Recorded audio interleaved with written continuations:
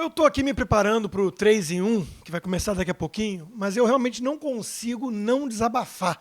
Porque se eu não fizesse desabafo, a coisa fica dentro de mim e é tóxica. Ela é um veneno. Porque é insuportável, é cada vez mais desgastante aturar as falas desses ministros do Supremo Tribunal Federal que não têm a menor condição de ocupar o cargo que ocupam. Eles estão votando a questão do dossiê, né, de perseguição por crime de opinião aos críticos do governo, aos oponentes do governo. Isso é uma narrativa já totalmente cafajeste. Totalmente cafajeste. Todo governo tem direito a juntar informação, inclusive boa parte é pública, você pega nas redes sociais e tudo mais, sobre servidores do Estado que, por gozarem de estabilidade, muitas vezes agem para boicotar o governo e subverter a democracia. Então, o que está em jogo nesse tal dossiê, né, que ainda não tivemos acesso a ele, mas o que está em jogo pode ser muito bem apenas o fato de você compilar informações de mais ou menos 500, essa informação, né, de pessoas, 500 servidores públicos que teriam ligação com grupos radicais, como Antifa, por exemplo. Então é disso que se trata. Eu quero ler um pedaço da fala do ministro Fachin ao votar. A administração pública não tem nem pode ter o pretenso direito de listar inimigos de regime. Só governos autoritários é que se pode cogitar essas circunstâncias. E, portanto, o direito à livre manifestação não está na órbita da infração penal. E a liberdade de expressão, direito ao protesto, não está na órbita de investigação penal e nem mesmo desse tipo de serviço de inteligência que recai sobre as escolhas pessoais e políticas, práticas cívicas dos cidadãos. Fachin, aquele que elogiava o MST, aquele que declarou o voto em Dilma e aquele que lamentou o fato de Lula não estar nas urnas nas últimas eleições, né? Esse mesmo Fachin, ele acha que todos têm direito de manifestar e de protestar, sendo que não é disso que se trata, não é criticar o governo, não é ser oponente do governo, é tentar boicotar o governo de dentro do Estado e subverter a ordem, espalhar o caos e fazer parte de grupos que aqui nos Estados Unidos, por exemplo, são considerados terroristas, como os antifas são. É disso que se trata. Mas é claro que a provocação da Rede, partido da Marina Silva, defensora, né, do PT, é claro que ia sempre tentar proteger a extrema esquerda. A impressão que fica, cada vez mais nítida, é de que no Brasil existe sim o direito para manifestar, inclusive de forma violenta, agressiva, intimidatória, quebrando tudo, vestindo máscara e pegando em arma branca, desde que seja da extrema esquerda. Se for Black Bloc, se for Antifa, se for Black Lives Matter, se for torcida organizada de time de futebol, marginais, aí está liberado, porque é contra o governo e é de esquerda. Agora, se soltar fogos de artifício em protesto contra o Supremo, vai em cana. Se criticar demais os ministros do Supremo, aí tem inquérito ilegal, que manda a Polícia Federal na sua casa às 6 da manhã, não é mesmo? Onde é que fica o direito cívico à liberdade de opinião? Agora, os ministros do Supremo podem chamar o presidente de nazista. Isso também é liberdade de expressão. Qualquer crítica que venha do presidente, do Poder Executivo ou da população em relação ao Supremo Tribunal Federal é um atentado contra as nossas instituições, contra a própria democracia. Percebe? Percebe que na cabeça dos nossos ministros ilustres do Supremo Tribunal Federal existe um direito totalmente enviesado. Ele é um direito perneta, saci pererê. Ele só pula na perna esquerda. Se for do outro lado, não pode. Agora eu vou falar do Barroso. Está aqui uma jornalista resumindo.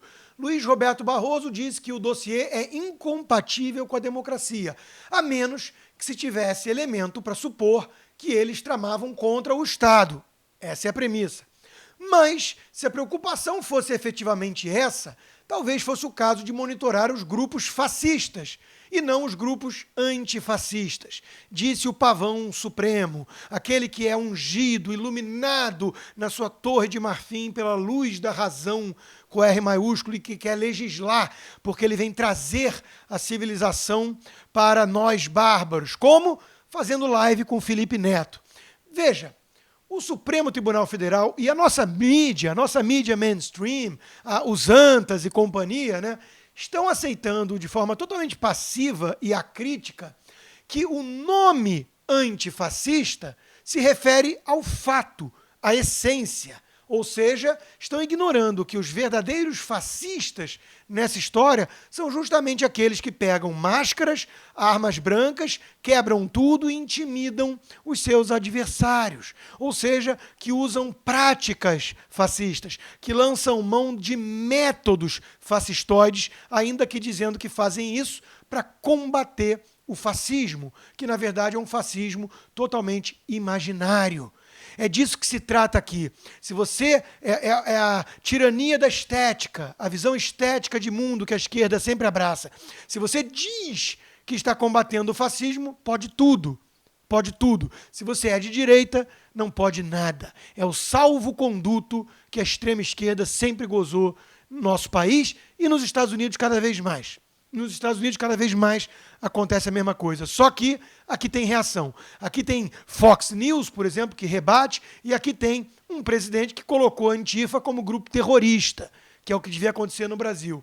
E por falar nisso, o Pedro Doria, do Globo, né, jornalista que se diz liberal, vejam só que irônico, comentando sobre o lançamento oficial da campanha de Joe Biden nos Estados Unidos, que Bill Clinton, que deveria estar dando explicação sobre sua relação com Jeffrey Epstein, aquele pedófilo que morreu, se suicidou, né, entre aspas, na prisão, e que tinha o avião Lolita, que o Bill Clinton usava de vez em quando, e que foi pego aí, imagens que circularam essa semana aqui direto, que no Brasil nem chegou, né, dele recebendo massagem de uma das vítimas do Jeffrey Epstein, uma lourinha jovem, fazendo massagem no Bill Clinton, que tem um antecedente péssimo sobre isso, né?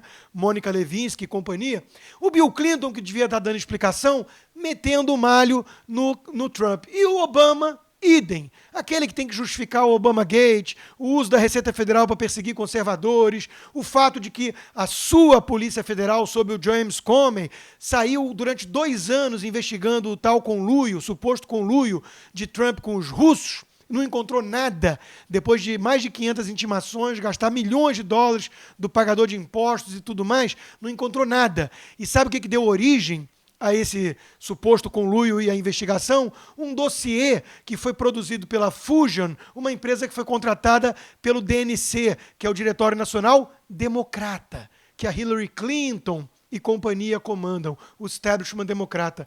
Cadê o Obama para explicar sobre tudo isso e sobre o Obamagate? Nada. Mas ele vem com aquela voz empolada, aquela pinta de sério, né? E vem falar o seguinte, que a democracia americana está ameaçada. Nunca antes na história deste país um ex-presidente quebrou um protocolo dessa forma.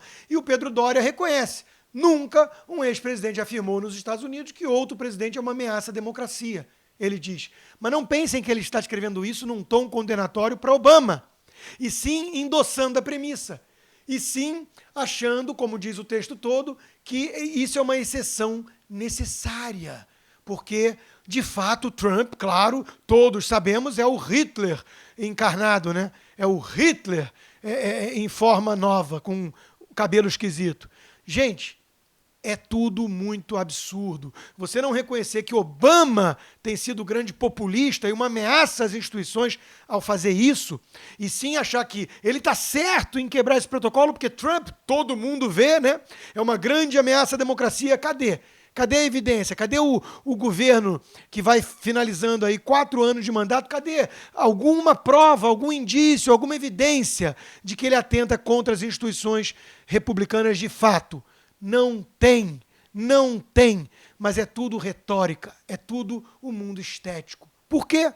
Porque a esquerda, mesmo a radical, pode tudo, enquanto que a direita não pode nada. Eu quero saber o seguinte, o Supremo Tribunal Federal vai ou não vai encontrar freios institucionais para tanto abuso de poder? Essa é a questão que fica no ar.